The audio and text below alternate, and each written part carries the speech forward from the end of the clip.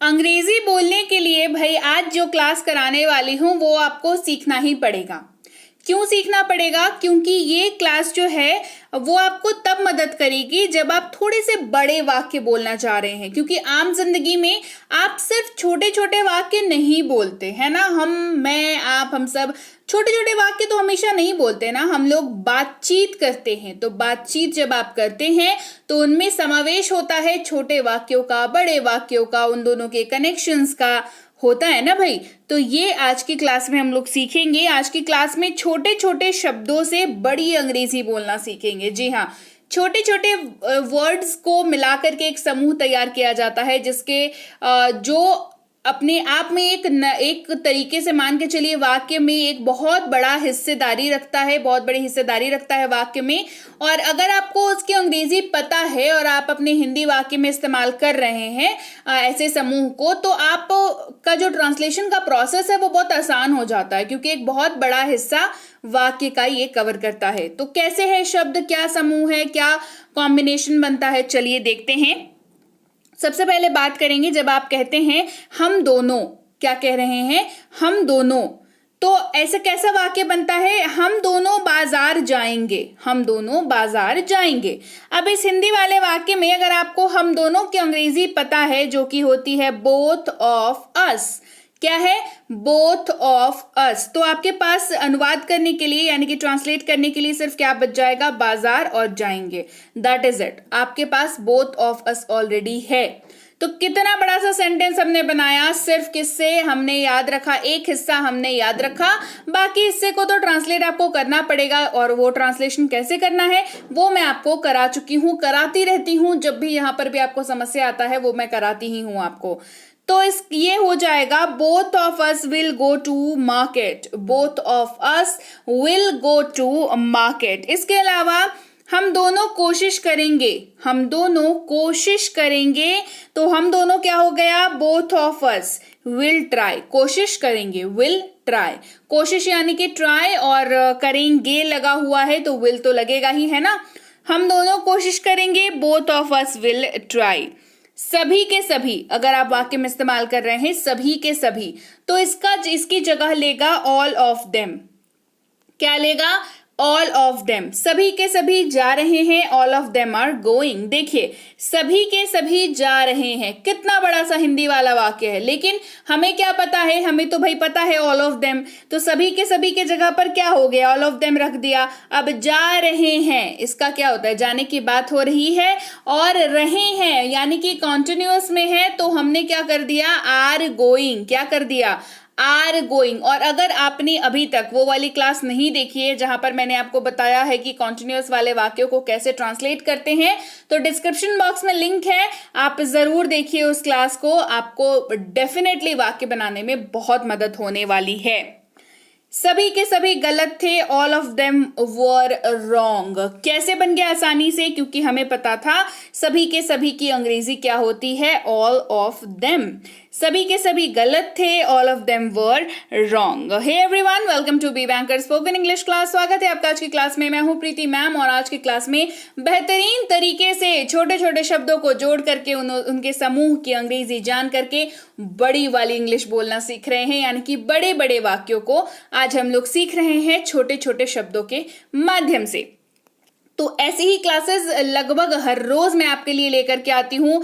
लगभग वो क्लास लेकर के मैं आती हूँ हर रोज आपके लिए जो आपके अंग्रेजी बोलने के सफर में मददगार बनता ही बनता है। तो अगर आप चाहते हैं ऐसी क्लासेस को रोज अटेंड करना, तो आप सब्सक्राइब जरूर कर लीजिएगा चैनल को, बेल नोटिफिकेशन ऑन कर दीजिएगा, ताकि जब भी हमारी कोई नई क्लास आए आपको जरूर पता लग जाए। और इसके साथ ही चलिए क्लास को आगे बढ़ाएं। अगला है हमारे पास, जब आप कह रहे हो तुम दोनों या आप दोनों, क्या कह रहे हैं? तुम दोनों या आप दोनों। इस्तेमाल होता है both of you, both of you. तुम दोनों पढ़ाई नहीं कर रहे थे, तुम दोनों पढ़ाई नहीं कर रहे थे। Both of you were not studying, both of you were not studying. आप दोनों अंग्रेजी बोल सकते हैं, both of you can speak English. आप दोनों, तुम दोनों, है ना, आप दोनों अंग्रेजी बोल सकते हैं, both of you can speak English. अगला है इनमें से कोई भी नहीं, इनमें से किसी का नहीं। दोनों ही जब आप हिंदी वाक्य में इस्तेमाल करें तो दोनों के ही स्थान पर नन ऑफ देम का इस्तेमाल करते हैं। किसका इस्तेमाल करते हैं? None of them. इनमें से कोई भी नहीं, इनमें से किसी का नहीं, नन ऑफ देम। जैसे इनमें से किसी का चयन नहीं किया गया, none of them were selected.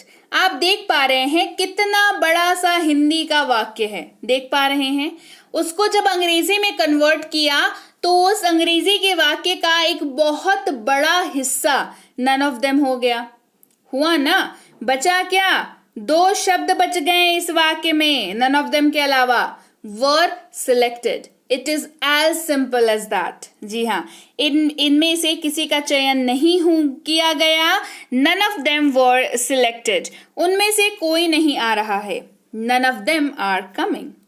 None of them are coming. None of them का इस्तेमाल उनमें से कोई नहीं के लिए भी किया जाता है। चलिए बढ़े आगे। वे दोनों, बोथ ऑफ देम, वे दोनों, बोथ ऑफ देम। वे दोनों आ रहे हैं, both of them are coming. वे दोनों आ रहे हैं, both of them are coming. वे दोनों निर्दोष हैं, both of them are innocent. वे दोनों निर्दोष हैं। निर्दोष का मतलब होता है, निर्दोष की अंग्रेजी होती है इनोसेंट। ठीक है, अब प्लीज इसको इनोसेंट मत पढ़िएगा, इसको इनोसेंट पढ़ते हैं। ठीक है, उच्चारण पे काम करेंगे। उच्चारण हम लोग अंग्रेजी सीखने के साथ साथ उच्चारण सीखते जाएंगे ताकि हम लोग को तकलीफ ना हो आगे जा करके। ओके, वे दोनों निर्दोष हैं, both of them are innocent. कोई भी नहीं या एक भी नहीं, जब आप हिंदी वाक्य में इस्तेमाल कर रहे हो, क्या इस्तेमाल कर रहे हैं भाई? कोई भी नहीं, एक भी नहीं। इस्तेमाल करेंगे नन ऑफ द। जी हाँ, यहीं तक रुक जाइए। नन ऑफ द का ही इस्तेमाल होगा। जैसे कोई भी गवाह गवाही नहीं देना चाहता। कोई भी गवाह, गवाह का मतलब क्या होता है? जो विटनेस होता है, मतलब जो इसने देखा है कुछ होते हुए, वो गवाह बन जाता है। ठीक है, और वो जो बोलता है वो गवाही कहलाती है। ओके, कोई भी गवाह गवाही नहीं देना चाहता। None of the witnesses wants to testify. None of the witnesses wants to testify. Class को आगे बढ़ाने से पहले अगर आप चाहते हैं ये चारों किताबें अपने पास रखना, तो आप इस नीचे वाली वेबसाइट पर जाकर के ये चारों किताबें, 1000 शब्दों वाली किताब है। दूसरी मिनी स्पोकन इंग्लिश कोर्स, यानी कि वाक्य बनाने में अगर आपको समस्या आती है तो ये किताब आपके लिए है। टेंस का फुल कॉन्सेप्ट वाली ई बुक आपके लिए अवेलेबल है, और बेसिक प्लस स्पोकन इंग्लिश की कोर्स और इसकी ई बुक आपके लिए अवेलेबल है। बस आपको इस वेबसाइट पर जाना है, यहाँ पर डाउनलोड बटन पे टैप करके आपको अपनी मोबाइल पर ये चारों की चारों ई बुक्स डाउनलोड कर लेनी है। चलिए क्लास में आगे बढ़ते हैं। नन ऑफ द पढ़ रहे थे हम लोग। कोई भी खिलाड़ी नहीं जीतेगा। None of the players will win. None of the players will win. कोई एक, इनमें से एक, उनमें से एक। वन ऑफ द, क्या? One of the. खिलौने में से एक गायब है। One of the toys is missing. One of the toys is missing. Charger में से कोई एक काम नहीं कर रहा है। One of the chargers is not working. One of the chargers is not working. बढ़ते हैं आगे। कुछ या एकाध। सम ऑफ द, क्या इस्तेमाल कर रहे हैं? Some of the. एकाध तस्वीरें अच्छी हैं या कुछ तस्वीरें अच्छी हैं। Some of the pictures are good. Some of the pictures are good. कुछ लोगों ने वोट नहीं दिया। Some of the people didn't vote. Some of the people did not vote या डिडंट वोट। दोनों में से जो आपको याद रहे आप उसका इस्तेमाल कर सकते हैं। मुझे तो डिडंट पसंद है क्योंकि बोलना थोड़ा कम पड़ता है, इसलिए। चलिए आगे बढ़ते हैं और ज्यादा स्टाइलिश भी लगता है।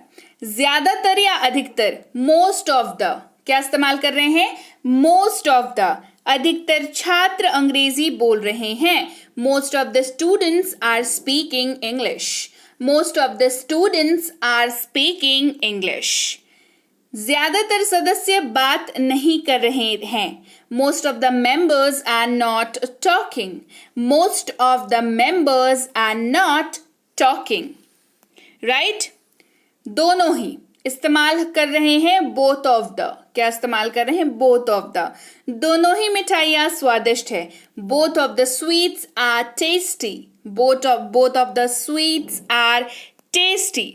दोनों ही दोस्त नहीं आ रहे हैं, both of the friends are not coming, both of the friends. आप दोनों को ना साथ में लेके बात कर रहे हैं, समझ रहे हैं बात को? साथ में लेके बात कर रहे हैं कि both of the friends are not coming.